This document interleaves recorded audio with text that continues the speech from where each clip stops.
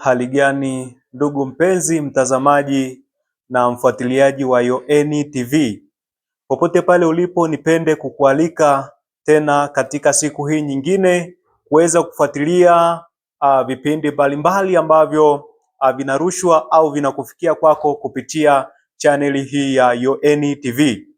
Katika siku ya leo tutakuwa na somo makini sana, somo ambalo kwa hakika litaweza kukubariki, somo ambalo kwa hakika litaweza kubadilisha maisha yako, somo ambalo kwa hakika namuomba Bwana somo hili likawe na msaada mkubwa sana katika maisha yako. Ndugu mtazamaji unayenitazama wasaa huu, tunafahamu ya kwamba tunaishi katika dunia ambayo imejaa mashaka. Tunaishi katika dunia ambayo wasiwasi ni mwingi. Watu wanahofia usalama wao. Watu wanahofia usalama wa maisha yao. Tunaishi katika dunia ambayo watu wengi hawana tumaini. Rafiki, tunaishi katika dunia ambayo watu wengi sana wana hofu juu ya hatima ya maisha yao. Karibu kutazama somo hili muhimu sana.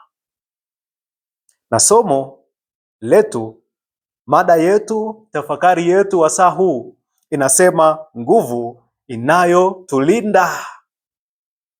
Ndugu, ipo nguvu ambayo inatulinda katika dunia hii ambayo imejawa na changamoto za maisha. Katika dunia hii ambayo kwa hakika usalama umekuwa sio wa hakika. Watu wamekuwa na mashaka na hofu juu ya maisha yao. Lakini karibu kutazama somo hili.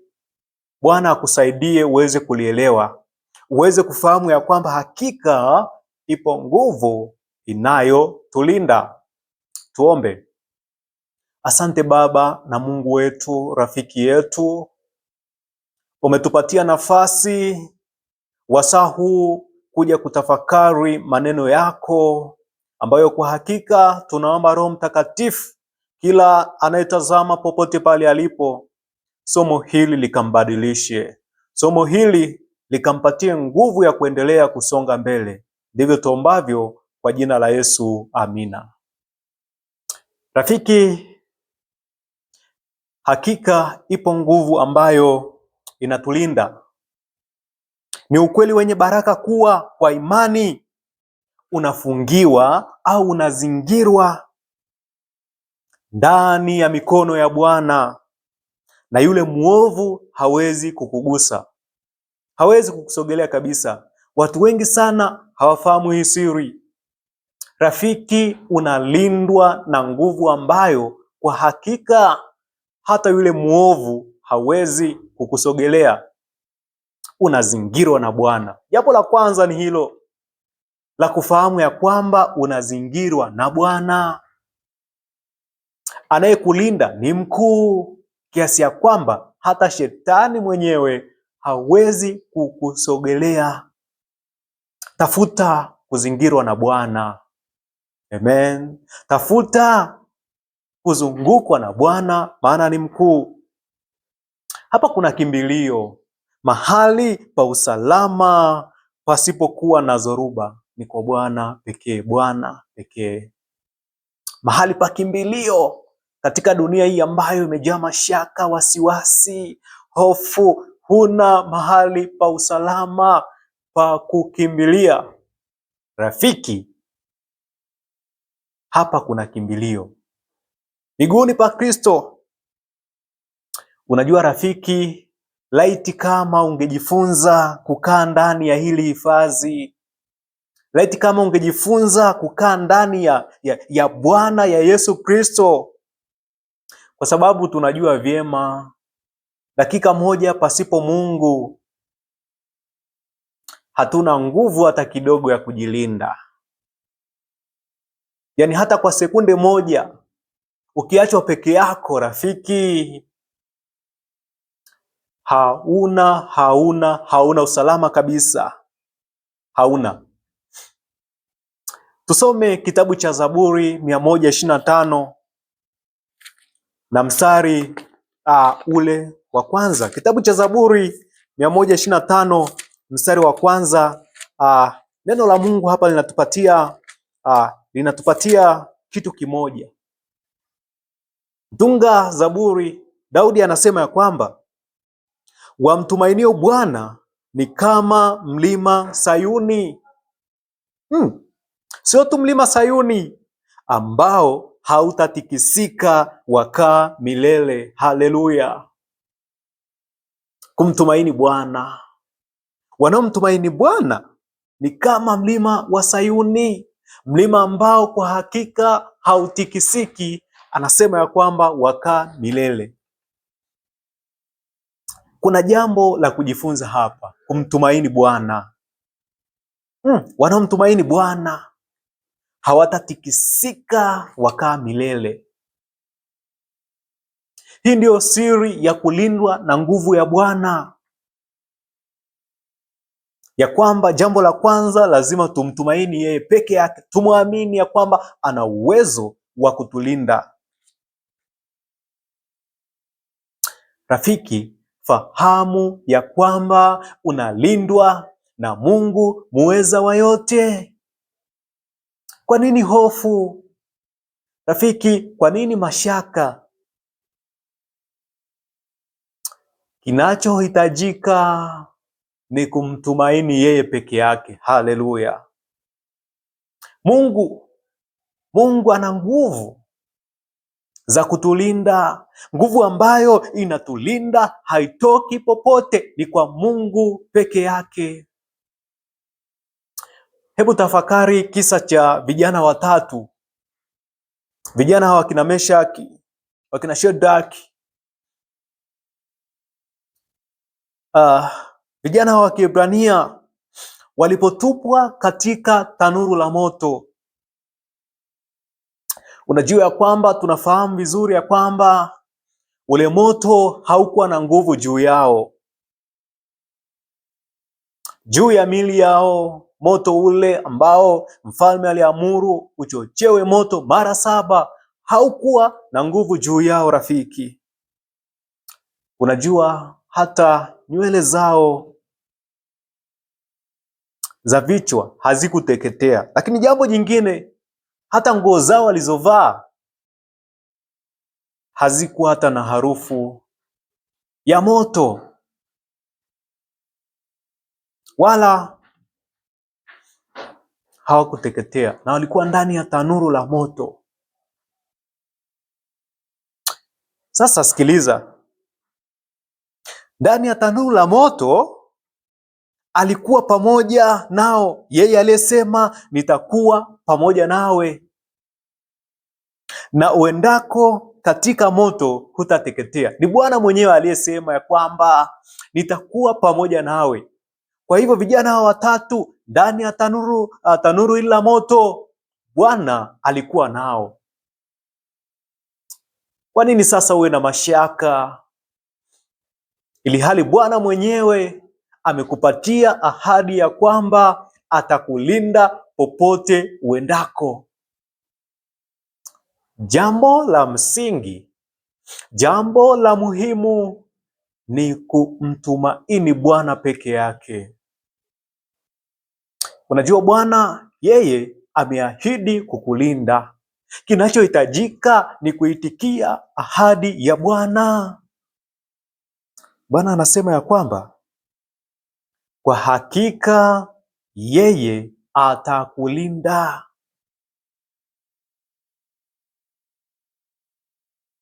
Mtumaini Bwana peke yake, muamini yeye peke yake. Rafiki, nguvu ya Mungu itakulinda. Kinachohitajika ni wewe kumkabidhi Bwana maisha yako. Sikiliza nikwambie rafiki, ni kweli Bwana ameahidi kukulinda katika dunia ambayo imejawa na changamoto, mashaka, hofu, wasiwasi, vikwazo vingi. huelewi usalama wako, kumbuka ahadi ya pekee ya Bwana ni kwamba atakulinda. Jambo linalohitajika kwako ni kumwamini yeye Bwana aliyekuahidi ya kwamba naam, atakulinda. Mwamini yeye Bwana, mwamini. Unajua kuwa watu wengi sana hawaamini uweza wa Mungu. Hii ndio changamoto kubwa sana. Watu wengi sana hawaamini uweza wa Mungu. Kuna watu hawaamini ya kwamba kuna nguvu ya Mungu inayowalinda. Hapa ndipo shida inapoanza. Kutilia uweza wa Mungu mashaka, kutilia nguvu ya Mungu mashaka. Na hata wakati mwingine utakuwa shahidi, unapopita katika changamoto, katika magumu, unashindwa hata kumwomba Mungu. Unajua tu kama hao wanawategemea wanadamu, wanawategemea pengine waende kwa waganga wapewe dawa za kujilinda. Rafiki, hapana, sio njia sahihi ya wewe kupata usalama. Wanakuwa na mashaka na Mungu. Yawezekana rafiki unanitazama, unapitia changamoto hii. Changamoto za maisha zinakufanya usimwamini Mungu kwamba ana nguvu ya kukulinda. Yawezekana unategemea dawa kutoka kwa waganga. Yawezekana ni nguvu za giza zinakusumbua, huna tumaini.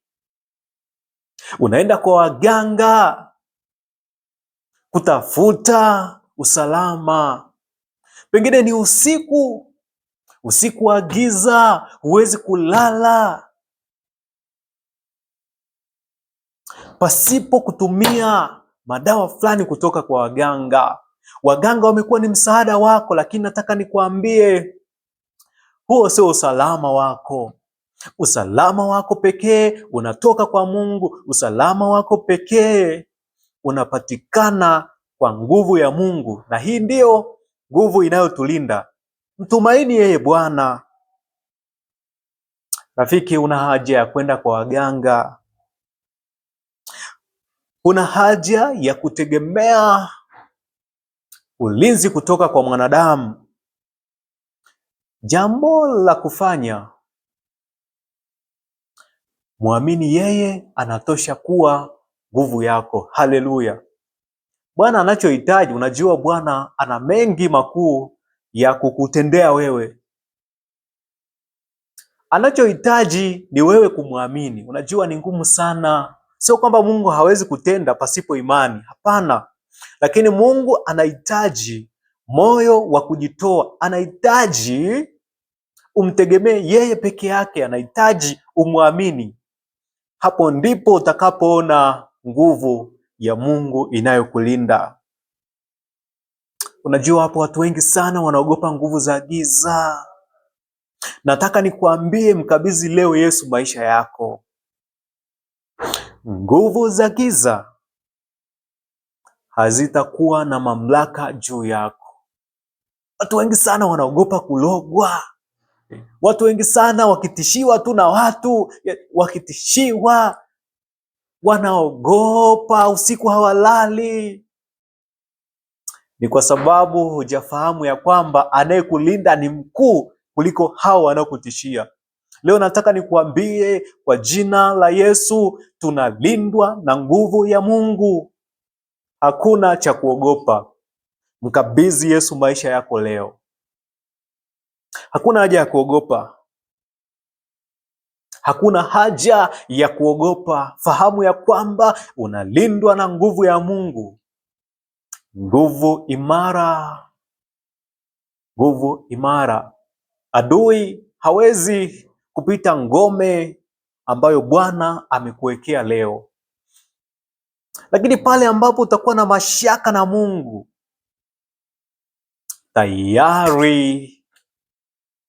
tayari usalama wako utakuwa hatarini. Na siku zote nataka nikuambie ukweli huu ya kwamba shetani anachokifanya ni kukufanya uwe na mashaka na uwezo wa Mungu. Ndicho anachokifanya shetani, kutilia mashaka neno la Bwana, kutilia mashaka ahadi za Mungu. Na unajua siku zote mashaka, hofu, wasiwasi imekuwa ni silaha kubwa ambayo shetani anaitumia kuzoofisha wanadamu. Lakini kuanzia leo huna haja ya kuwa na mashaka. Rafiki, kuanzia leo huna haja ya kuwa na hofu. Mkabidhi Yesu peke yake maisha yako, ataondoa hofu, ataondoa mashaka. Na unapokuwa miguuni pa Kristo, si kwamba hutapita katika mashaka, hapana. Lakini ujapopita katika bonde la uvuli wa mauti, yeye anasema ya kwamba atakuwa nawe. Ujapopita katika changamoto za dunia hii, utazipita ukiwa na furaha na mashaka. Hutakuwa na mashaka nayo. Sio kwamba unapojikabidhi miguuni pa Kristo eti hutapita katika majaribu, hapana. Lakini ujapopita katika majaribu, utakuwa na nguvu ya kuyashinda, utakuwa na furaha, utakuwa na amani kutoka kwa Bwana. Mpendwa, tunapoelekea kuhitimisha somo hili, jambo la msingi la kufanya sasa, mkabidhi Bwana maisha yako. Yeye ni ngome imara. Mkabidhi Bwana maisha yako, yeye ni ngome imara. Atakulinda na ameahidi kutulinda.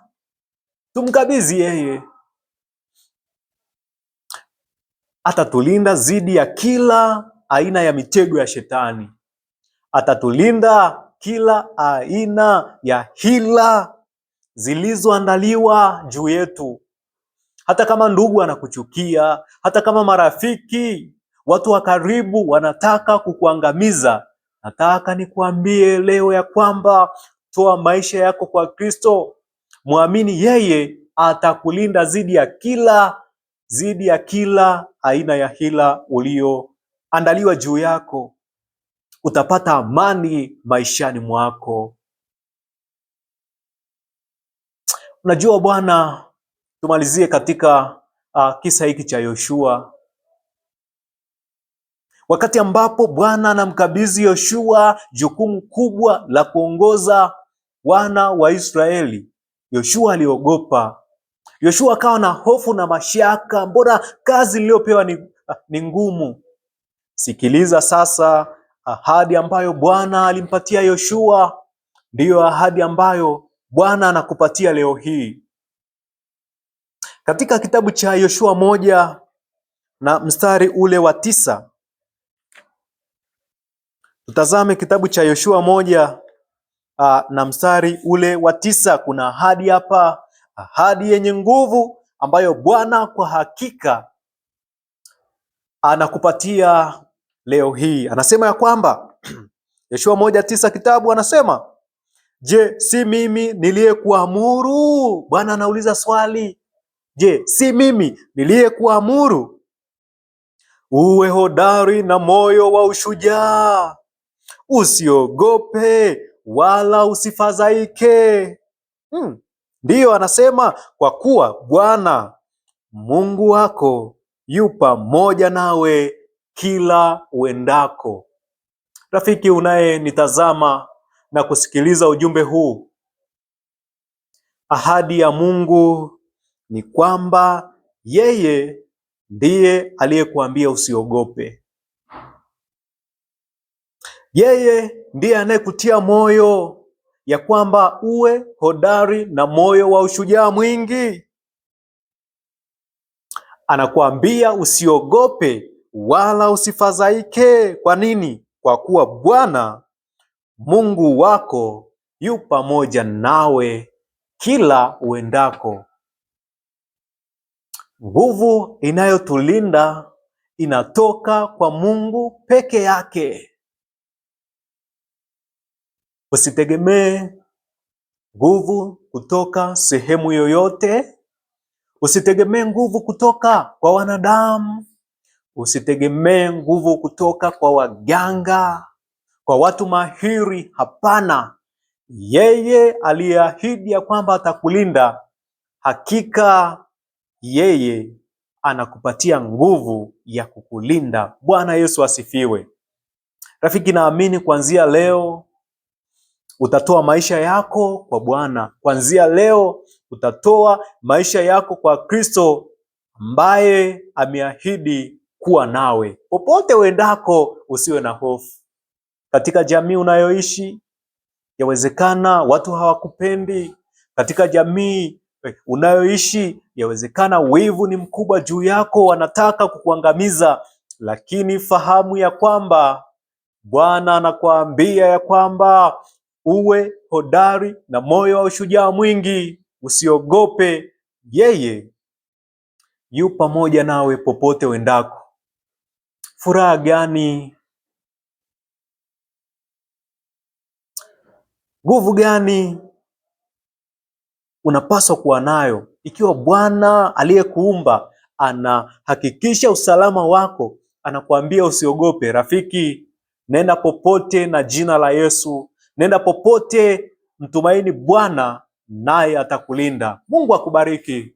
Somo hili kalitafakari katika maisha yako. Usiwe na mashaka na hofu tena, maana Bwana anakulinda. Basi tuhitimishe somo hili kwa ombi. Tufumbe macho tuombe. Asante Baba na Mungu wetu uishie mahala pa juu mbinguni, kwa jinsi ambavyo kwa hakika umetupatia tafakari njema. Umetuonyesha wewe Mungu umeahidi kutulinda popote tuendako.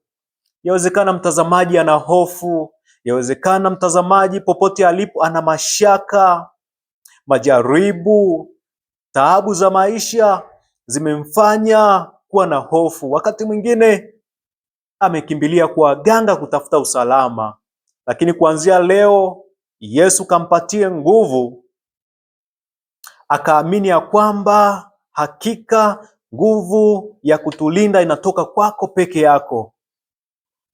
Mashaka yakatoke sasa, hofu zikaishe kwa jina la Yesu.